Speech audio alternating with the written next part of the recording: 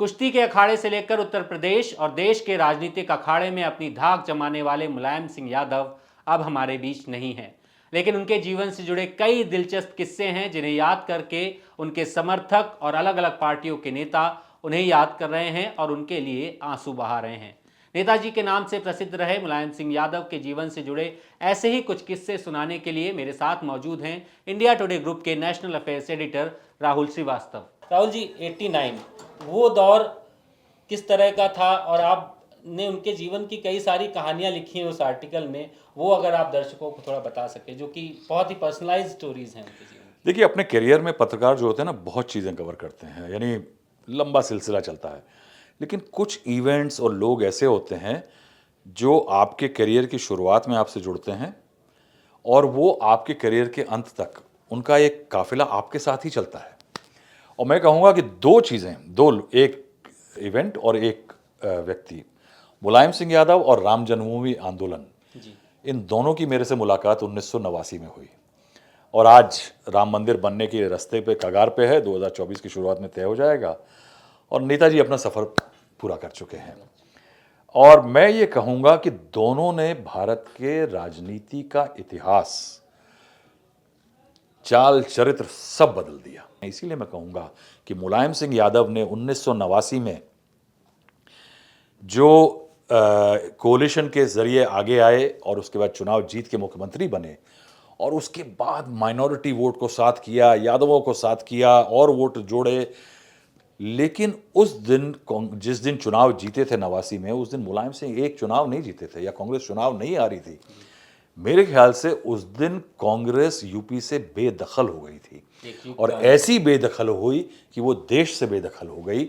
तो मुलायम सिंह, अगर आज नरेंद्र मोदी 2015 में कहते हैं कांग्रेस मुक्त भारत, आज की तारीख में ममता बनर्जी, टीआरएस, जगन मोहन रेड्डी, तमाम नेता कांग्रेस के कंधों पर चढ़ के सत्ता में हैं, उसकी शुरुआत मुलायम सिंह यादव ने की थी। वो एंटी कांग्रेसिज्म जो था, उस राम मनोहर लोहिया का जो डिसाइपल था मुलायम सिंह यादव, वो बाद में सेक्युलर हो गया हो, प्रो माइनॉरिटी हो गया हो, लेकिन उसने सबसे बड़ी चोट जो पहुंचाई वो पहुंचाई उसने। थोड़ा सा और पीछे ले चलूंगा, क्योंकि आपने जिक्र कर दिया कांग्रेस का। जसवंत नगर में जब 1967 में उनका नाम आया था, थोड़े से अगर पॉलिटिकल करियर की शुरुआत की बात कर सके, क्योंकि आपने खुद भी लिखा है कि किस तरह से वो पहले तो अखाड़े के पहलवान हुआ करते थे, फिर राजनीति के पहलवान बने।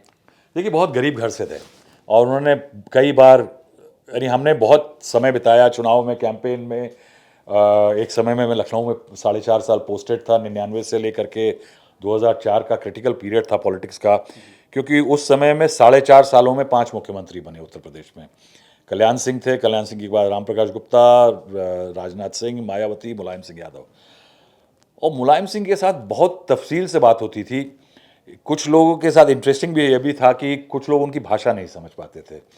उसमें प्रॉब्लम था कि उनका बोलने का लहजा, और दूसरा ये था कि वो ब्रज रीजन और इटावा के आसपास की जो बोली है बहुत खड़ी है। वो मैं इसलिए समझ पाता था क्योंकि मेरा घर आगरा में है, तो वो जो खड़ी बोली थी मैं समझ जाता था, तो उस कारण से भी हम लोगों की एक रेपो बना था। तो मुलायम सिंह यादव कहानी किस्सेबाज बहुत बड़े थे। यानी आप ये सोचिए कि जिस बच्चे के गांव में, छोटे किसान का बेटा, जहां 2-3 जानवर जिसके घर में हो, स्कूल नहीं था, कोई स्कूल नहीं था, शहर तक या आसपास मुख्य सड़क तक कोई सड़क नहीं थी, बिजली नहीं थी। पहला स्कूल उसका था, महेंद्र सिंह नाम के उनके गांव के प्रधान होते थे, वो अपने घर पे रात की क्लासेस करते थे, मुलायम सिंह यादव वहां पढ़े थे। उसके बाद मुलायम सिंह यादव ने एक दिन मुझे, जब पहली बार हमारी मुलाकात हुई, तो 1989 की बात है, मुलायम सिंह यादव को एंटी बोफोर्स के खिलाफ रैली थी वीपी सिंह की, उसमें जाना था। तो उनकी गाड़ी गड़बड़ हो गई थी, एम्बेसडर थी पुरानी टूटी फूटी, हमारी गाड़ी बेहतर थी, तो मुलायम सिंह ने हमसे लिफ्ट ले ली। तो लिफ्ट लेकर के जब रास्ते में जा रहे थे तो मुलायम सिंह मौका कोई नहीं छोड़ते थे, उनको लगा कि मैं पहुंच जाऊंगा इनकी गाड़ी में टाइम से, तो उन्होंने मौका पकड़ लिया। तो हम रास्ते में, तो उन्होंने कहानियां सुनाई। तो अब उन्होंने कहानी क्या सुनाई कि देखिए कि इतनी गरीबी थी कि 2 जोड़ी कपड़ा था कॉलेज में, और वो 2 जोड़ी कपड़ा के कारण क्या होता था कि गंदा हो जाए तो अगले दिन क्या पहनेंगे। इस कारण से मुलायम सिंह बरसात के दिनों में, क्योंकि एक बरसाती नाला पार करके मेन रोड जाना पड़ता था, तो एक पन्नी में कपड़ा लपेटते थे अपना, जांघिया पहन करके उसको पार करते थे, हैंडपंप पे नहाते थे और फिर कपड़ा बदल करके वो जाया करते थे और लौट कर फिर पन्नी में लपेट के वापस ऐसे ही जाया करते थे। ये हालत थी कि एक साइकिल किसी तरह पिताजी ने जब दिलवा दी तो वो साइकिल पानी के जरिए तो ला नहीं सकते थे मानसून के सीजन में, तो उनको चिंता होती थी कि चोरी हो जाएगी। तो सोचिए, एक तो ये सोचिए कि वो गरीबी का आलम और दूसरा उनकी सेहत कैसी थी कि कंधे पे साइकिल उठाते थे और बरगद के पेड़ पे चढ़ जाते थे और सबसे ऊपर वाली टहनी पे चढ़ करके साइकिल को चेन से वहां बांध देते थे। आज की जनरेशन तो इमेजिन भी नहीं कर सकती। तो मैंने उनसे पूछा कि ये बताइए कि आपने ये क्यों सोचा कि कोई और नहीं ले जाए? कहता मेरे जितना मजबूत कोई था ही नहीं कि वो पेड़ के ऊपर चढ़ जाए और नीचे उतार लाए। फिर करते करते उन्होंने कहानी सुनाई, जैसे कि सुनाने एक दिन सुना रहे थे कि मैं बहुत उद्दंड था। मैं कभी भी कॉलेज तक तो मैंने नौकरी जब तक करी, लोहिया जी से मिलने भी गया तब भी मैंने कभी टिकट नहीं लिया ट्रेन में। और वो एक, मैंने उनसे पूछा कि ऐसा क्यों है कि आपकी जो जाति है या जो बैकवर्ड नेता है वो ये ऐसा थोड़ा एक उद्दंडता वाली बात क्यों? कहता रिप्रेशन है। कहा, उन्होंने कहा कि एक समाज के खिलाफ एक गुस्सा है अंदर, सवर्णों का जो आतंक रहा है उसके कारण वो अपने गुस्से को इसी तरह दर्शाता है। सिस्टम, क्योंकि सिस्टम सवर्णों के हाथ में है, टिकट चेकर जो है वो सवर्ण है, जो डीएम है वो सवर्ण है, जो एसएसपी है एसपी है वो सवर्ण है। यही उद्दंडता उसका एक सोशल रिवोल्ट, अलग तरह का नॉन कोऑपरेशन है। तो वो एलिमेंट था। उसके अलावा फिर उन्होंने एक बताया किस्सा कि अपने बारे में कि मैंने जब मैं नौकरी करने लगा तो जैन इंटर कॉलेज में, जहाँ मैं पहले एक समय पढ़ता था करल में, तो वहाँ के लाला जी के घर में हम एक दिन जाते थे सवेरे, तो मीटिंग होती थी वहाँ पे। तो एक दिन जब गए तो वो पूजा कर रहे थे और मैंने जीवन में कभी फ़ोन देखा ही नहीं था। अब ये सोचिए कि 60 गांवों का पहला ग्रेजुएट थे मुलायम सिंह यादव। 60 गांवों का पहला ग्रेजुएट थे। तो उन्होंने फ़ोन नहीं देखा था और फ़ोन बजने लगा। जो उनके स्कूल के मालिक थे वो पूजा कर रहे थे। उन्होंने दूर से कहा कि मुलायम फ़ोन क्यों नहीं उठाता है? ये मुलायम ने खुद मुझे बताया, बहुत यानी आनंद लेते हुए, रस लेते हुए, हंस हंस के। तो कहा कि मेरे को कहा फ़ोन उठा, तो मैंने नहीं उठाया, मैंने देखा ही नहीं था, आता ही नहीं था उठाना। कहा, उन्होंने फिर गाली दे के कहा कि फ़ोन उठा, तो मैंने उठा लिया। अब पुराने टाइम की अगर आप याद करें तो लोग फ़ोन पे हेलो कम चिल्ला के बोलते थे, हेलो हेलो। तो उधर से मुलायम सिंह कहते हैं कि जब उधर से 3-4 बार लोगों, किसी ने जो बोल रहा था, उस आदमी ने हेलो हेलो जोर जोर से बोला, तो मुझे लगा वो मुझे कह रहा है हेलो हिलो हिलो। तो मैं बहुत गुस्सा हो गया। पहले तो चुप रहा, जब उसने 5-6 बार बोल लिया तो मैंने जोर से बोला कि हम क्यों हिले, तुम हिलो, और कह के मैंने फ़ोन पटक दिया। तो लाला ने मुझे डांट लगाई, लेकिन बाद में समझा दिया कि फ़ोन कैसे। आप सोचिए कि इस परिवेश से उठ के एक आदमी पहुंच गया इस मुकाम पे कि अगर सब कुछ ठीक रहता तो 1996 में वो प्रधानमंत्री बन सकता था। ये एक पॉलिटिकल स्ट्रगल की दास्तान है। सवर्णों की उस टाइम की पॉलिटिक्स पे जो पकड़ थी, जो कांग्रेस की पकड़ थी, उसमें नहीं लगता था साहब कि कोई एक बैकवर्ड का लड़का इस तरह से पहलवानी करते हुए ऐसा घुसेगा। कि 1967 की आपने बात करी तो नथू सिंह उनके गुरु थे। तो एक जगह, एक गांव का नाम मैं भूल रहा हूँ, मैंने अपने आर्टिकल में लिखा है, अगर कोई पढ़े उसे, तो वो उस गांव में वहाँ पे कुश्ती का आंदोलन हो रहा था, आयोजन हुआ था। तो मुलायम सिंह यादव को कुश्ती करके देख करके नथू सिंह को बहुत अच्छा लगा। उन्होंने कहा कि ये तो बड़े से बड़े पहलवानों को पटक रहा है। यानी उस टाइम पे उसमें मेरे ख्याल से स्टेट लेवल के एक पहलवान को मुलायम ने पीट दिया था, और अपने से बड़े वेट को भी पीट देते थे। तो मुलायम सिंह यादव के उस पर पसंद आ गया। उन्होंने कहा कि तू मेरी शरण में आ जा। उनकी शरण में आ गए। वो उस समय संयुक्त एसएसपी जो पार्टी हुआ करती थी कृपलानी साहब की, उसमें हुआ करते थे और उससे चुनाव लड़ रहे थे। तो मुलायम सिंह उनके शिष्य हो लिए। ऐसे ही एक मौके पे करीब सन 65 वगैरह में मुलायम सिंह की मुलाकात करवाई नथू सिंह जी ने राम मनोहर लोहिया से। और उस एक मुलाकात में मुलायम सिंह समझ गए कि भाई कांग्रेस की जो एक पॉलिटिक्स है उसके खिलाफ एंटी कांग्रेसिज्म में ही बस के, यानी कांग्रेस की खिलाफत में ही मेरी आगे है।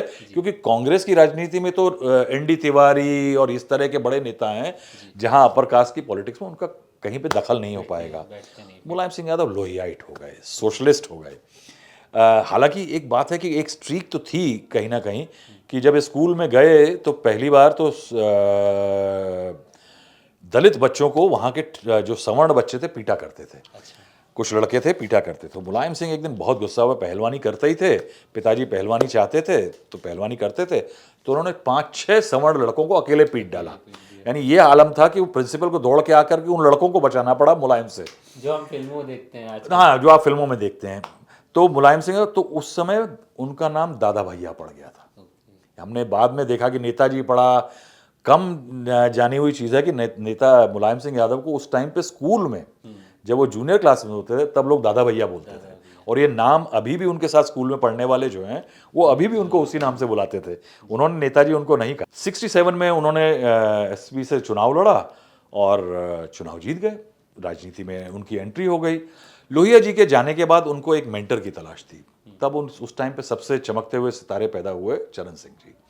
चरण सिंह जी किसानों के नेता थे, और तो मुलायम सिंह यादव सोशलिज्म से किसान युक्त सोशलिज्म पे आ गए, और उसके बाद वो चलता रहा।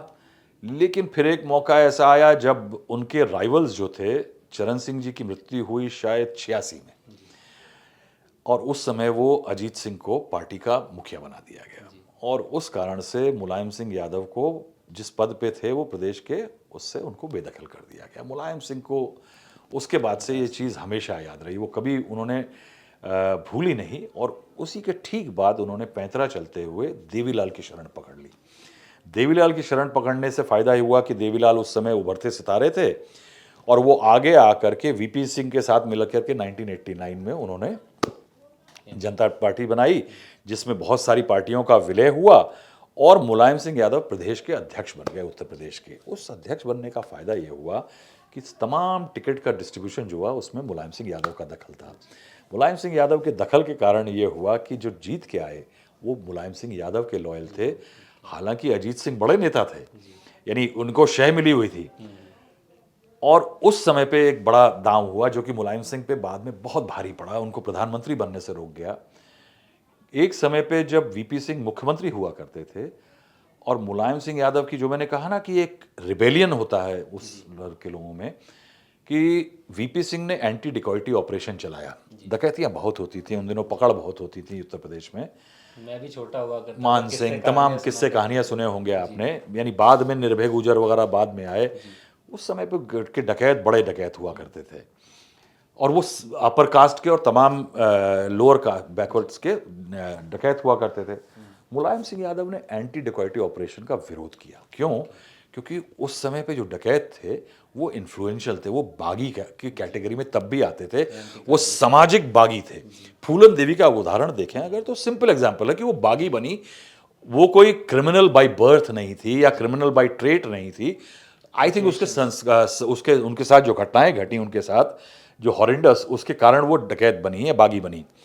मुलायम सिंह ने उनको बैक किया था। वीपी सिंह को ये खटकता था, और वीपी सिंह भी बहुत ईगोटिस्टिक आदमी थे, और उन्होंने जब 89 में चुनाव जीत गई उनकी पार्टी, तो सुरेंद्र मोहन नाम के नेता थे सोशलिस्ट, उनको एक मैसेज के साथ भेजा लखनऊ कि अजीत सिंह को मुख्यमंत्री चुना जाएगा पार्टी का।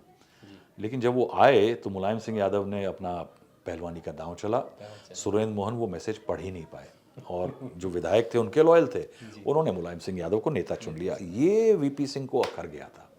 1996 में जब मुलायम सिंह यादव 17 सीटें जीत करके आए, तो हरकिशन सिंह सुरजीत को लगा कि उत्तर प्रदेश का जो नेता है वो सबसे बड़ा नेता है देश का, क्योंकि सबसे बड़ा राज्य था। याद रखिएगा कि वो अनडिवाइडेड यूपी था। मुलायम सिंह यादव ने जब 89 में कांग्रेस को शिकस्त दी तब कोई आसान नहीं थी साहब। 425 सीट की असेंबली थी, आज 403 की, और 85 सीटों की लोकसभा थी। यूपी अनडिवाइडेड बहुत बड़ा राज्य था। तो इस कारण से वीपी सिंह को ये याद था कि मुलायम ने उस टाइम में मुझे शिकस्त दी है। तो जब प्रधानमंत्री बनने की बात आई मुलायम सिंह यादव की, मुझे याद है कि उस दिन चुनाव के रिजल्ट के बाद कई सारे मुख्यमंत्री, देवेगौड़ा जैसे बड़े बड़े नेता, हरकिशन सिंह सुरजीत, तो तमाम लोग जो थे इस मुहिम में थे कि कौन बनेगा प्रधानमंत्री। तो सबसे पहला रास्ता किया गया वीपी सिंह के लिए। तो वीपी सिंह को पता लग गया कि ये लोग मुझे प्रधानमंत्री बनाने के लिए आ रहे हैं, वो नहीं बनना चाहते थे, वो इस सबसे दूर हो चुके थे, क्योंकि उनके साथ भी धोखे हुए थे। तो वो घर से भाग गए, और उनकी पत्नी सीता सिंह थी घर पे, और वो स्ट्रगल कर रही थी। वो वीपी सिंह भाग गए, उनसे मिले ही नहीं। उसके बाद लोग बड़ी देर बैठे रहे, चले गए, हम लोग बाहर खड़े थे। वीपी सिंह कभी एक जगह जाएं, दूसरी जगह जाएं, उनको खबर मिले, लोग वहाँ जाएं, ये सब दिन भर चलता रहा। वीपी सिंह रिंग रोड पे घूमते रहे घंटों। उसके बाद वो एयरपोर्ट चले गए, फिर एक गेस्ट हाउस में चेक इन कर गए। शाम तक वो मामला चला, लेकिन वीपी सिंह ने मना कर दिया। फिर आया कि कौन, तो हरकिशन सुरजीत ने नाम सुझाया मुलायम सिंह यादव का। उसमें उनके आड़े हाथ आया दो चीज़ें। एक तो शरद यादव, यादव लॉबी जो थी, उन्होंने उसका विरोध किया। लालू प्रसाद यादव को लगा कि मैं भी बराबर का दावेदार हूं, मैं बिहार से हूं, मैंने भी कांग्रेस को शिकस्त दी है, मात दी है, मैं भी बैकवर्ड नेता हूं। वो लॉबी जो थी वो स्ट्रांग थी। हालांकि बातचीत में कहा जाता है कि आप नोट्स में देख रहा हूं कि तमाम लोगों ने प्रधानमंत्री नहीं बनने दिया, लेकिन उस समय पे जो फाइनल वीटो था उनके खिलाफ वो वीपी सिंह का था। वीपी सिंह ने उनको नहीं बनने दिया प्रधानमंत्री। कहा कि मैं इस फेवर में नहीं हूं कि इस आदमी को प्रधानमंत्री बनने दिया। मेरे ख्याल से वो मुलायम सिंह यादव के लिए और बैकवर्ड पॉलिटिक्स के लिए वो था, क्योंकि उस समय पे बाद में जो कॉम्प्रोमाइज में प्रधानमंत्री बने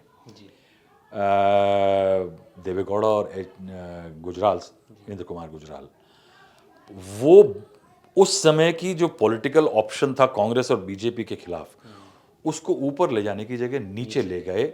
और कांग्रेस से वितृष्णा हो चुकी थी वोटर की, वो बीजेपी की तरफ देखने लगा और 99 में उसने जाकर के अटल बिहारी वाजपेयी के हाथ में वोट दे दिया। तो मैं ये कहूँगा कि मुलायम सिंह यादव ने 89 में कांग्रेस को बेदखल करके नए किराएदार, नए मकान मालिक उत्तर प्रदेश में आने दिए, बीजेपी और मायावती। उसी तरह से 1999 में उनको प्रधानमंत्री ना बनाए जाने के कारण, 96 से लेकर के जो प्रकरण हुआ, उसके कारण भी कहीं ना कहीं कहूँगा कि बीजेपी को उसमें मदद बहुत मिली। सर, चूंकि आपने अभी अभी मायावती का जिक्र किया और उनसे भी, उनके मुलायम सिंह के जो एक्सचेंजेस रहे हैं, कुछ अच्छे रहे हैं और कुछ बुरे भी रहे हैं। और मुलायम सिंह का नाता, क्योंकि इतना लंबा पॉलिटिकल करियर रहा है, तो कंट्रोवर्सीज होना लाजमी है, होता है। कुछ एक इंसिडेंट्स हैं, वो चाहे गेस्ट हाउस कांड हो या फिर बाबरी मस्जिद गिराए जाने की जो कोशिश की गई थी, उसमें जब उनको मुल्ला मुलायम का नाम दे दिया गया, और उसके बाद उनके करियर के आखिर में जब ढलान पर था उनका करियर, तब उनके बेटे से जो उनके रिश्तों को लेकर बातें की गई, कितना सही है कितना गलत है मैं कमेंट नहीं करना चाहूँगा, उस पर भी थोड़ी टिप्पणी चाहूँगा। देखिए, बीएसपी की तरफ मुलायम सिंह यादव, जो आम जानकारी ये है कि 1993 में मिले, चुनाव लड़ा, 95 में संबंध टूट गए गेस्ट हाउस कांड के। मुलायम सिंह यादव तेज पॉलिटिशियन था। वो समझ गया था कि 89 में जो कमंडल का राइज हो रहा है, मंदिर आंदोलन, 1990 में मुल्ला मुलायम हुए 2 बार, अक्टूबर के आखिर में और नवंबर की शुरुआत में गोली चलवा के कारसेवक पे। तो उन्होंने लड़ाई को अपने और बीजेपी के बीच में कर लिया, यानी मंडल और कमंडल के बीच में, माइनॉरिटी वोट को अपने साथ कर लिया था। लेकिन वो समझ रहे थे कि ये मेरे लिए उतना नहीं होगा, कहीं ना कहीं मुझे प्लस चाहिए।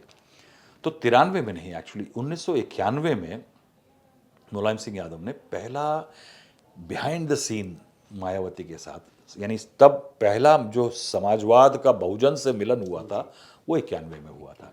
91 में इटावा में, मैनपुरी में एक चुनाव रैली हो रही थी और चुनाव लड़ रहे थे कांशीराम। और कांशीराम की रैली में जब चुनाव लड़ रहे थे तो खादिम अब्बास, एक पॉलिटिशियन, पत्रकार टर्न पॉलिटिशियन थे, उन्होंने एक स्लोगन बनाया था जो कि लोगों को पता नहीं याद है कि नहीं। उन्होंने स्लोगन बनाया था कि मिले मुलायम कांशीराम, हवा में उड़ गए जय श्री राम। ये एक नारा चला था और उसके तहत कांशीराम चुनाव जीते। वो पहला अलायंस हुआ था इन लोगों के बीच में। 93 में आकर के गेस्ट हाउस, एक यूपी लखनऊ के गेस्ट हाउस में राम गोपाल यादव की और कांशीराम की मुलाकात होती है। 92 में समाजवादी पार्टी का गठन हो चुका था, 92 में बाबरी का विध्वंस हो चुका था, बीजेपी की सरकार बर्खास्त हुई थी, मगर बीजेपी में बहुत दम था। और उस समय पे मुलायम समझ गए कि अब मुझे अपना हाथ ज़रा फैलाना पड़ेगा, तो उन्होंने बीएसपी से टाई अप किया। बड़ा इंटरेस्टिंग टाई अप था। कांशीराम समझदार थे। मुझे रामगोपाल यादव जी ने उस समय पे इंटरव्यू दिया था, उसमें उन्होंने बड़ी इंटरेस्टिंग बात कही थी कि कांशीराम जो हैं बड़े समझदार आदमी थे। उन्होंने मुझसे ज़्यादा सीटें नहीं मांगी। उन्होंने कहा कि मुझे 12 सीटें ऐसी दे दो जो मैं लास्ट टाइम जीता था, और 144 ऐसी जो कि आप नहीं जीत सकते, जिससे कि मेरी पार्टी की प्रेजेंस आ जाएगी कम से कम। और समाजवादी पार्टी ने वो सीटें दे दी। और उसके बाद जो थी वो 146-56 सीटों पे बीएसपी लड़ी और 267 पे लड़ी समाजवादी पार्टी। और मुलायम सिंह यादव ने मुझे कुछ साल बाद कहा था कि वो उनकी सबसे बड़ी मिस्टेक थी, क्योंकि उन्होंने उस ज़रिए से बसपा को इस प्रदेश में ज़मीन बनाने दी। वही सरकार उस समय पे जब बनी थी 91 में, 93 में बसपा को जगह मिली। बसपा ने एक भी दिन मुलायम को चैन से जीने नहीं दिया। महात्मा गांधी के खिलाफ ऐसे कमेंट किए मायावती ने कि जिससे मुलायम को माफ़ी मांगनी पड़ी। रोज़ उन पे दबाव बनता था। इधर शक बहुत था दोनों के बीच में। मायावती को लगता था ये मेरी पार्टी तोड़ देगा, मुलायम को लगता था ये मेरा साथ छोड़ के बीजेपी के साथ चली जाएंगी। ये दांवपेच के बीच में दिल्ली में 1995 में कांशीराम जो है वो जून के महीने की एकदम शुरुआत में दिल्ली में एक अस्पताल में बीमारी के कारण भर्ती होते हैं। और वहाँ पे बीजेपी से उनकी, जब मायावती पहुँचती है वहाँ से उनकी बातचीत हो जाती है और वो मायावती से अस्पताल में पूछते हैं कि क्या तुम मुख्यमंत्री बनोगी। तो पहली बार ये मुख्यमंत्री का जिक्र आया था। मायावती इसमें क्या कहती, वो तो सहर्ष तैयार थी। ये खबर मुलायम को लग गई। जब मायावती लखनऊ पहुंची तो पीएल पुनिया उनके उन दिनों पीएस थे, जो कि बाद में मायावती के राइट हैंड मैन बने और वो आज की तारीख में कांग्रेस में हैं। पीएल पुनिया ने आकर के मुलायम सिंह के हाथ में एक नोट दिया। उस नोट पे ये था कि बीजेपी और बसपा मिलने वाले हैं। मुलायम सिंह यादव मीटिंग कर रहे थे। उन्होंने तुरंत अपने सारे विधायक, जो लोग बैठे थे विधायक वगैरह, उनको बोला जाओ चुनाव की तैयारी करो। ये कह के मुलायम सिंह यादव अपने घर चले गए। पार्टी के नेताओं के साथ बैठक हुई और ये चलते चलते हालात ऐसे आ गए कि Mayawati guest house, Mirabai guest house है एक, उसमें कमरा नंबर 1 जो है वो स्वीट हुआ करता था, उसमें हमला हुआ मायावती पे। समाजवादी पार्टी के नेताओं द्वारा मायावती के तमाम विधायकों को सपा के लोग उठा के ले गए। बड़ी मज़ेदार चीज़ यह है कि मैं वहाँ था क्योंकि किसी काम से गया था। ओपी सिंह उन दिनों वहाँ पे लखनऊ के एसएसपी हुआ करते थे, वो बाद में डीजी बने मुलायम सिंह यादव के टेन्योर में। यानी ये रिवॉर्ड का फॉर्मूला है, देखिए कि जो उस समय पे उन्होंने एक्शन नहीं लिया मायावती को बचाने का, उसका उनको फ़ायदा हुआ। मुलायम सिंह यादव के, अखिलेश के टाइम पे वो डीजी बने। कुल मिलाकर के बीजेपी के ब्रह्मदत्त द्विवेदी जो थे वो उसी गेस्ट हाउस में रह रहे थे। उन्होंने आके मायावती को बचाया। दिल्ली और वहाँ की लाइन चली। दिल्ली से चौहान साहब होम मिनिस्टर थे, उनको फ़ोन किया गया। बीजेपी वाले मायावती को वहाँ से किसी तरह बचा करके ले गए और उसके बाद वो सरकार नरसिम्हा राव ने बर्खास्त कर दी, क्योंकि नरसिम्हा राव भी खटके हुए थे मुलायम सिंह यादव से, क्योंकि कांग्रेस को उन्होंने चोट पहुंचाई थी। तो तुरंत बर्खास्त। और इधर जाकर के मोतीलाल वोरा जी के घर के बाहर गवर्नर हाउस में धरना प्रदर्शन हुए, जिसमें कलराज मिश्रा जैसे बड़े नेता बाहर रात भर वहाँ पे नाच गाना चला। उसके बाद मायावती को 24 घंटे के अंदर मुख्यमंत्री बनाया गया। पहली बीएसपी और बीजेपी की सरकार बनी और बीजेपी ने भी बाद में रिग्रेट किया कि उस दिन अगर वो समर्थन नहीं किया होता तो बीजेपी का रोल दूसरा होता, बीजेपी की स्ट्रेंथ दूसरी होती। मायावती को बनाने वाला पीरियड माना गया वो। सर आखिर में क्योंकि वक्त हमारे पास कम है, उनकी लेगेसी को आप किस तरह से देखते हैं? आप अखिलेश एक लंबे समय से, आप लंबा समय ही कह सकते हैं क्योंकि मुलायम सिंह जी बीमार भी चल रहे थे, स्वास्थ्य से अपने जूझ रहे थे। किस तरह से आगे जाते हुए देखते हैं उनकी लेगेसी को, क्योंकि उन्होंने ही पार्टी की स्थापना की, इतना आगे तक लेकर आए और अखिलेश भी एक बार मुख्यमंत्री रह चुके हैं। बहुत कठिन है डगर पनघट की। सपा के लिए आगे का रास्ता बहुत मुश्किल है, क्योंकि मुलायम सिंह यादव की प्रेजेंस, चाहे वो एक्टिवली दिखते थे या नहीं दिखते थे, बहुत बड़ी चीज़ थी। और यानी जो नारा था ना कि जब तक सूरज चांद रहेगा मुलायम तेरा नाम रहेगा, वो मामूली बात नहीं है। सब वो उस यादव और एक सर्टेन वर्ग के लिए और ख़ासकर मुसलमानों के लिए मुलायम एक क्वालिटी एश्योरेंस था। यानी वो ब्रांड थी जिसकी वैल्यू आप ये देखिए कि 1990 में गोली चलाई थी कारसेवकों पे, तब मुलायम सिंह यादव जुड़े थे। अगर आप पिछला चुनाव देखें 2022 का, तो करीब 80% मुस्लिम वोट समाजवादी पार्टी को पड़ा है। सोचिए, ये मुलायम सिंह यादव की ब्रांड इक्विटी थी कि अभी भी वो यादव वोट और मुलायम का जो मुस्लिम वोट था वो मुलायम सिंह यादव के कारण MY फैक्टर जमा हुआ था, उसको जोड़ के रखना होगा। मुलायम सिंह यादव के अंदर जो कुछ कमियां थी उसमें यह भी थी कि वो यू टर्न बहुत मारते थे। यानी बायां हाथ जो उनका कहता था वो दायां कभी नहीं करता था। तो उन्होंने 2000 एक समय पे सोनिया गांधी को मात दे दी। पहले उन्होंने चरण सिंह को मात दी, फिर VP सिंह को दी, फिर देवीलाल को दी, अजीत सिंह को दी, बसपा को दी, सोनिया गांधी को दिया जब उन्होंने जाके कह दिया कि 272 मेरे पास सांसद हैं, मुलायम सिंह यादव पलट गए, उनको नहीं समर्थन किया। 2008 में उसी मुलायम सिंह यादव ने वाम दल जो कि उनके साथी हुआ करते थे उनके खिलाफ जाकर के मनमोहन सिंह का समर्थन किया, मगर धोखा हुआ उनके साथ कि कांग्रेस ने उनके खिलाफ आय से अधिक संपत्ति का केस ठोक दिया और 4-5 साल मुलायम को बंधक बना के रखा, उनकी पार्टी का समर्थन लेते रहे। तो मुलायम सिंह का यू टर्न का आदत आते आते ऐसा हुआ कि वो उन्होंने अपने बेटे को आगे करके मुख्यमंत्री बनाया, उसके खिलाफ यू टर्न मार गए। और ये मैंने यू टर्न देखा उनका कि वो कहीं डिस्कम्फर्ट था पावर सरेंडर करने में अपने बेटे में, और उसमें उनके आसपास कान के कच्चे हो गए थे आने वाले आखिर कुछ सालों में। तो शिवपाल, कुछ उनके समीपी अफसर, जो पावर ब्रोकर होता है एक लॉबी, जो अखिलेश के आ जाने के कारण अपदस्थ हो गया था, वो कान भरता था और नेताजी को लगता था कि ये मेरी खिलाफत कर रहा है, और इस कारण वो सत्ता में अग्रेसिव होते हुए अखिलेश को कमजोर करते, जो कि 2016 में पार्टी के अंदर विवाद का कारण सिर्फ ये भी था, प्रशासन भी था, लेकिन परिवार में कलह बहुत बढ़ गई थी। एक तो एम्बिशन बहुत बढ़ गए थे। क्या है कि यादवों का सत्ता में आना मतलब था कि यादव ही सत्ता में आएंगे, सपा आई तो यानी यादव आएंगे, तो उससे गैर यादव ओबीसी छिटक गए। परिवार जब सपा सत्ता में आएगी तो सिर्फ परिवार ही सत्ता में होगा। अखिलेश यादव, डिम्पल यादव, अक्षय यादव, तेज प्रताप, राम गोपाल, शिवपाल, करते करते लिस्ट इतनी लंबी हो गई कि परिवार हो गया। तो ये एक परिवारवाद वाला एंगल आ गया, और वही एम्बिशन परिवार के अंदर जो थे, उनकी दूसरी पत्नी का परिवार, प्रतीक पीछे रह गए, अखिलेश मुख्यमंत्री हो गए, ये जो झगड़े थे ये इतने प्रेशर कुकर में बनते गए, और 2016 अक्टूबर आते आते यही वक्त था, अक्टूबर का महीना था, कि वो इतनी बुरी तरह फट के निकले कि उसके बाद परिवार जो कि स्ट्रेंथ था, क्यों कोई क्राइसिस होती थी पार्टी में तो सारे परिवार के लोग फोन पे बैठ जाते थे और लोगों से बात करके सुलझा लेते थे, डायरेक्ट पर्सनल रिलेशनशिप थी। मुलायम सिंह यादव को एक एक सबका नाम रटा हुआ था, अफसरों का, पार्टी वालों का। ऑर्गेनाइजेशन को संभालने के लिए मुलायम सिंह ने शिवपाल को तैयार किया था, इसीलिए वो अखिलेश को चोट पहुंचा पा रहे थे। वो इतना बुरा आलम हुआ कि उसके कारण समाजवादी पार्टी दोबारा सेम नहीं रही, क्योंकि अखिलेश को वो करना पड़ा जो उन्होंने कभी सोचा नहीं होगा कि अपने पिता को पार्टी से बाहर करके सिंबल लेकर के उनको साइडलाइन करना। बाद में कोशिश हुई जोड़ने की, सपा को भी जोड़ने की कोशिश हुई, कांग्रेस को भी जोड़ने की कोशिश, बसपा को भी जोड़ने की कोशिश, वो दोबारा गांठ पड़ जाती है तो दोबारा मुश्किल हो जाता है।